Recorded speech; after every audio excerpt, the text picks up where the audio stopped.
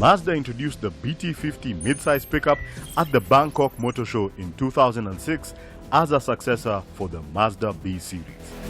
Sharing most of its components with the Ford Ranger, the BT-50 distinguished itself through redesigned headlights, stoplights, bumpers, grille, and even wheel arches, while the interior was completely different. Mechanically, they are the same, sharing the same engines and suspension. The second generation Mazda BT-50 was revealed at the 2010 Australian International Motor Show. This second generation BT-50 was designed by a Mazda team based at Ford Australia's Design Centre in Melbourne. The new model shared most of its mechanical and structural parts with the Ford Ranger. Stylistically, the two only shared the roof, the windshield, and the rear window.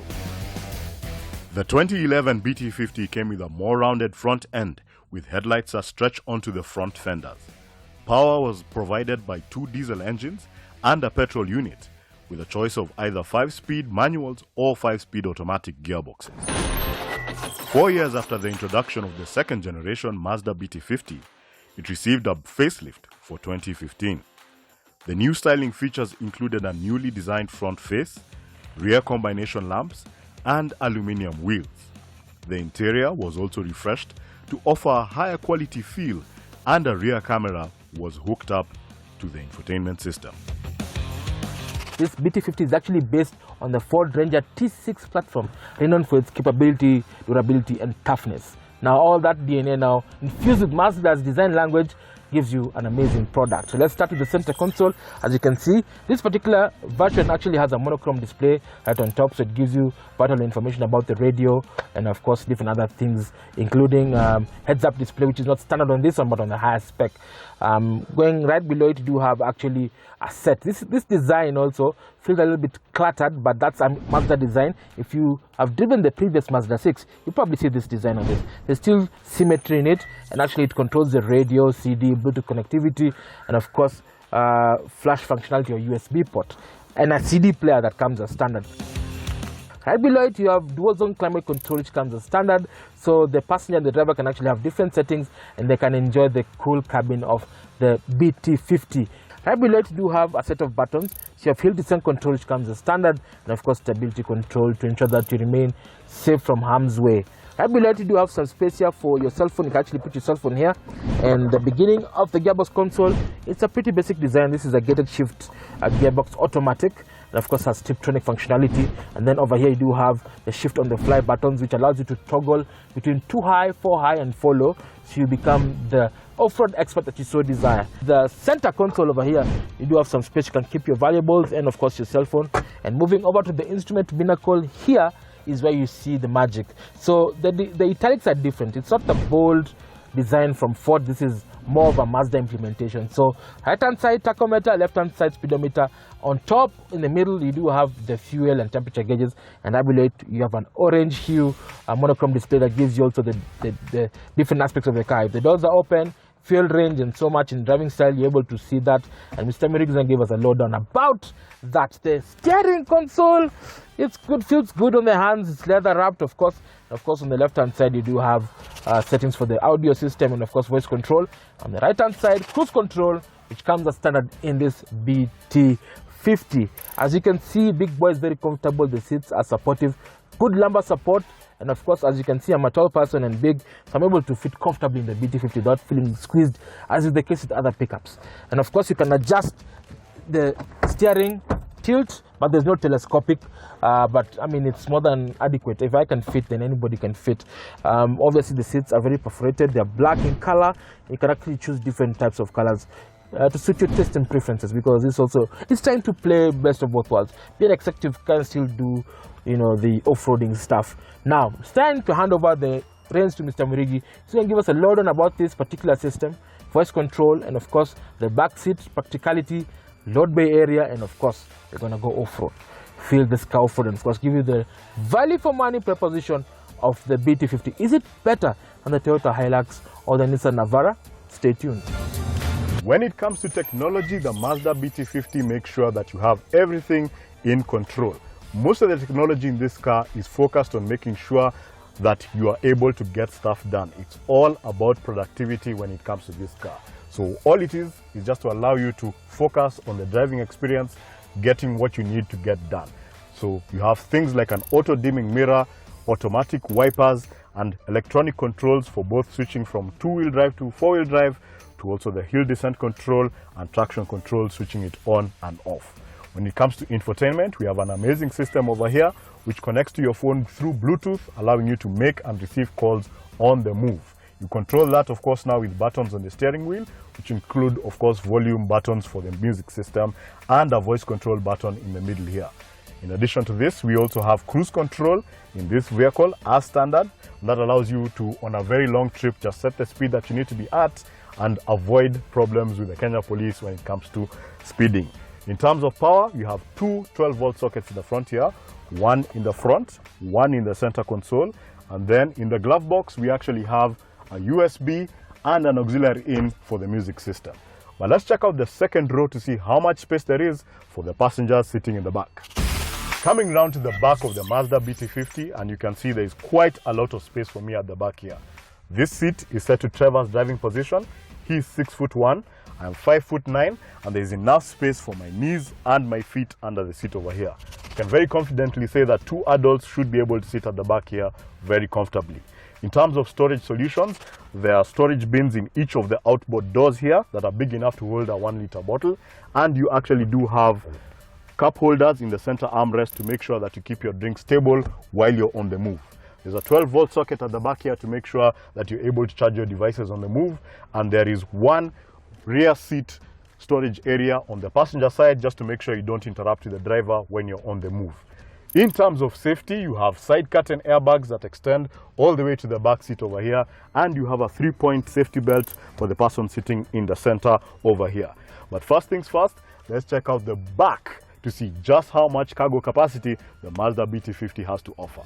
Coming down to the business end of this pickup, and we can see the very easy thing to open, and it opens to reveal a large and wide area with a capacity of 1 ton.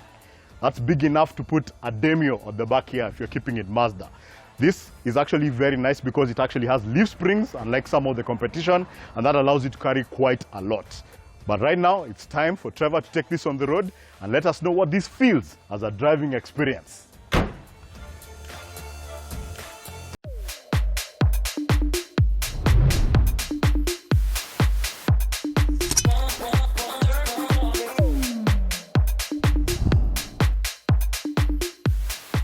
So guys, this week on Cars with Big Boy Trev, the internet segment, we are talking about service.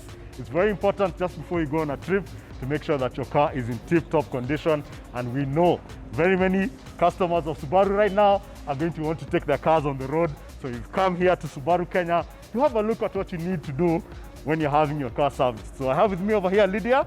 She's in charge of service at Subaru Kenya, and she's going to take us through the process that a customer goes through when they bring their car here for service. Thank you, Murigi. As you've heard, my name is Lydia Obiero from Subaru Kenya headquarters. This is where confidence is in motion. We like our customers, and most of the time, when our customer comes to our service center, let me just mention that we have service centers across the country, and whichever place you are able to take your vehicle to the service centers. This is the headquarters of Subaru Kenya. Once a customer brings the vehicle at Subaru Kenya headquarters, he'll bring the vehicle at the reception, he'll drive in, he'll have security checks. Once he's had the security checks, the security officer will direct the customer to our receptionist. Then the receptionist will have to guide the customer to our service advisors. The service advisors will have time with our customer just to get to understand what the problem is with the customer. So with his vehicle, sorry. So once he gets to know, if it's a first-time customers, then we'll have to open account details in the system. But if it's an old existing customer, then we have the details in our system. So the service advisor will take time with the customer just to get to understand his needs. And once the service advisor knows about the needs of the customer, we normally have major repairs, intermediate service, and minor service. Once the customer explains his needs to the service advisors, then the service advisor will open a job card, make sure that the correct details are taken into the system. And if it's an accident repair, then we'll have to take the customer to the body shop center, where the customer will meet with our body shop manager just to give out an estimate.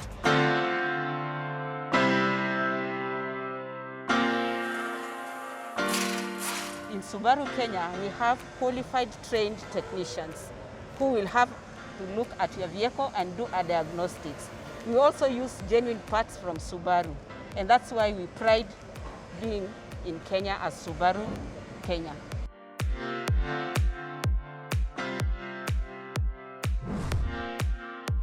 Why is it so important for you to consider genuine Subaru parts vis-a-vis after-sales parts? So today on Big Boy Trev, I'm joined with Mr. Tony Koech, who's the head of leasing support at Subaru Kenya. He's going to give us a detailed analysis about the different parts that we put in the car. So karibu sana to the show. Thank you very much. Now let's start with the most important thing.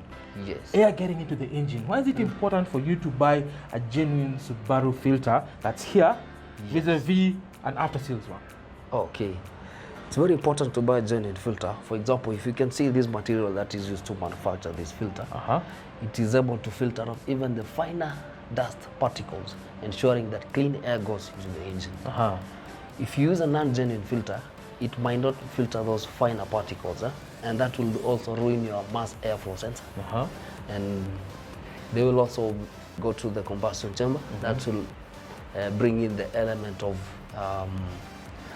lubrication that is not sufficient for the moving parts. You've seen that Subaru Kenya have actually introduced a brand new engine oil into the market. It's called Subaru Motor Oil. Now, what are the subtle differences between this and aftermarket oil? Okay, this oil is manufactured specifically for Subaru models in this region. The climate for this region has been considered, and it ensures that the oil does not lose viscosity at all operating temperatures. Yes. Wow. Correct. Guys, listen. Subaru Kenya have an incredible offer right now, and actually introducing this brand new oil. But at CBBT, because we love you, we want to give away this Subaru genuine motor oil. So for your chance to win this particular oil, I need you to answer this question. When was the first time Subaru introduced all-wheel drive in their vehicles? So between now and the time the show ends, send your answers and tag us. Tag Subaru Kenya on Facebook, on Instagram, on Twitter, and tag us CBBT. And then we'll announce at the end of the show on our social media handles. And of course, next week, when you're going to give the prize to the person who won it.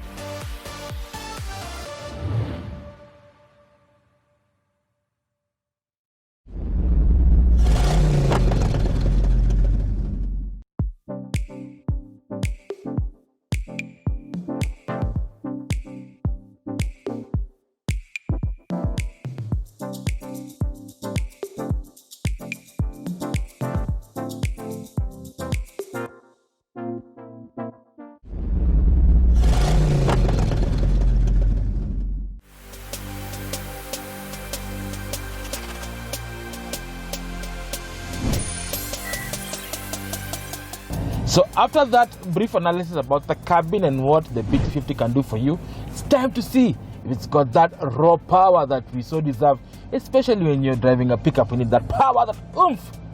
So we're going to start right away with the engine choices. So basically, this particular BT-50 is a clone of the Ford Ranger, or a sister to the Ford Ranger, so they share different engines. But this particular one actually has a 2.2 high power with high power turbo Puma engine diesel that produces 160 horsepower or 118 kilowatts and 385 Newton meters of torque. So we've just joined the highway, and I can tell you the 2.2 liter is very responsive. I'm going to shift it to sport mode now, and then flick a gear or two, because I'm on 6.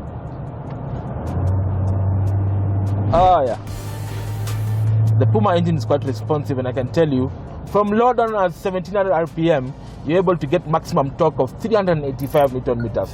And it's sent with the 4 wheels courtesy of this 6-speed automatic. Now it allows you to explore the full potential of this particular pickup, the BT-50, and still give you very good fuel consumption.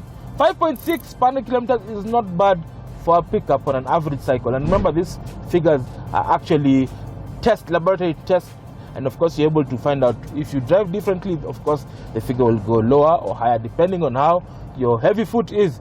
Now speaking of that, in as far as the driver is concerned, front double leash bonds, at the back you do have long tapered leaf springs for added comfort on road, and of course added articulation when you go off-road. And Mr. Murigi is going to give you a lowdown about that. And of course, combined with this shift on the fly 4x4 system, I can tell you the BT-50 is as capable as any other pickup, in fact even better.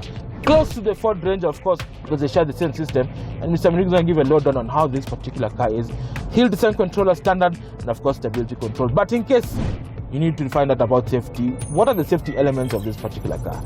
So Mazda, having worked in conjunction with the Ford Ranger, I can tell you the T6 platform actually has a 5-star safety rating, one of the safest pickups in the business. So you do have, from an active safety perspective, you do have anti-lock braking system, brake assist, and of course you do have stability control that comes as standard.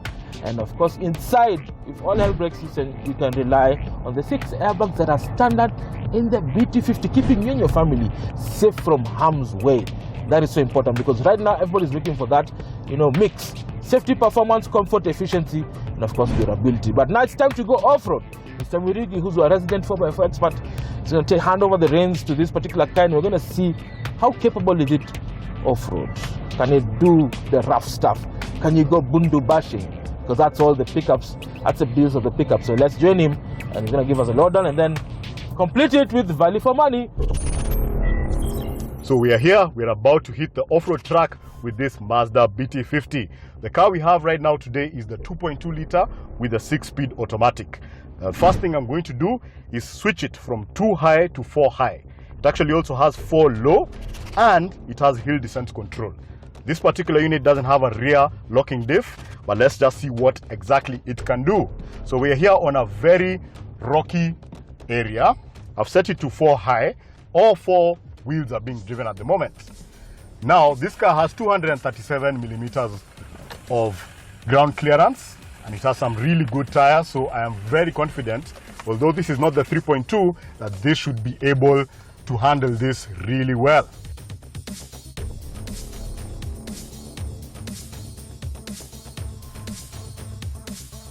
The gearbox is spectacular.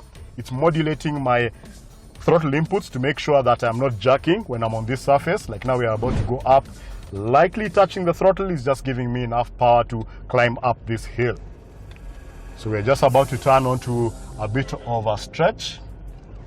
The 4-wheel drive system on this car is actually shiftable on the fly, so you can move from 2 high to 4 high at speeds of up to 120 kilometers an hour.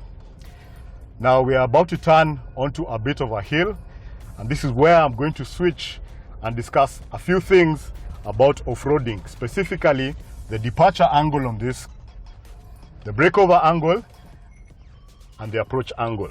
So let's switch to that right now. So usually on this show, when we're talking about a car's off-road capability, there are some numbers that we mention, and today I want to explain to you exactly what those numbers mean. So just when you're about to take a hill like this car is about to, you have to think about the approach angle. So that's the first number that we're going to talk about. When you get to the middle, there's the breakover angle, and then when you get to the bottom, there's the departure angle. So first things first, let's talk about the approach angle. That's the angle between the tire and the frontmost part of the car. So when you're about to hit a hill, it is the steepest angle that the car can take without the front of the car touching and getting damaged. On the Mazda BT-50, that angle is 28 degrees. Secondly, we come to the breakover angle. Now, when the car has gone up the hill, it has to be able to go over and onto the other side, which means it has to hit the peak. Now, the angle of that peak is known as the breakover angle, and it is the angle that the car can handle with the front and the rear on either side without the body touching. On this car, the breakover angle is 25 degrees. Now, once you've gotten over the top of the hill, you have to get down without the back of the car touching the hill itself. Now what you do over here is think about the departure angle. So the departure angle is the angle between the wheel and the top of the bumper here, and on this car it's 26 degrees. So what this means is that this is a car that is very capable off the road, can go up and over stuff. Let's get back into the car and continue the review.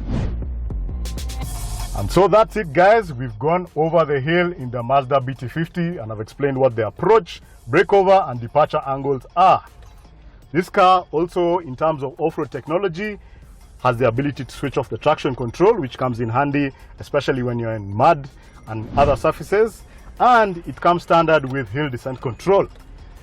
All these features, it's time to put this to the test against the competition in the market. Let's go for value for money. So guys, you've experienced the Mazda BT-50 in all its glory, and I can tell you for a fact, it's absolute value for money. Good styling, capable 4x4 hardware, and of course, very efficient engines. But Mr. Mirigi, what are your thoughts on this particular Mazda BT-50? I'm liking it so far. This is based, of course, on the Ford Ranger platform, the T6. So I was coming, of course, now with a lot of expectations, and all of them have been met. This is a very capable car. This has the 2.2, not the 3.2 liter 5-cylinder. So I was expecting that the power was not going to be at par, but the power is actually really good, which means that it's very efficient. It will save you money in the long term. Now, who are the key rivals in this particular category? This category, obviously, we're talking about double cab pickups, which have become a staple for families that want to do work and play both at the same time. So we are looking, obviously, now at the Isuzu D-Max and the Nissan Navara that we've reviewed a little earlier in this show. So actually, it comes now with a 300,000 kilometer warranty and something impressive, Mr. Mirigi, if you want to tell the audience the new special offer on this particular pickup. Well, usually this pickup is sold for 5.5 million shillings, but CMC is going to offer this now at 4.9 million shillings. And to sweeten the deal, they are throwing in free service up to 30,000 kilometers. This actually means that because this has a service interval of 10,000 kilometers, that is 3 free services that they're thrown in. I mean, absolute value for money, and I can tell you, if you're looking for that kind of vehicle that will give you comfort, reliability, efficiency, and everything else, then look no further. The Mazda BT-50 is here for you and sold and serviced by CMC Motors right along Lusaka Road. Feel free to go and check them out. And of course, towards the end of the show, we are also going to talk about the brand new BT-50 that's coming soon to a TV screen near you. Well, signing out, this is Big Boy Trev. This is Mirigi. Drive safe and be safe.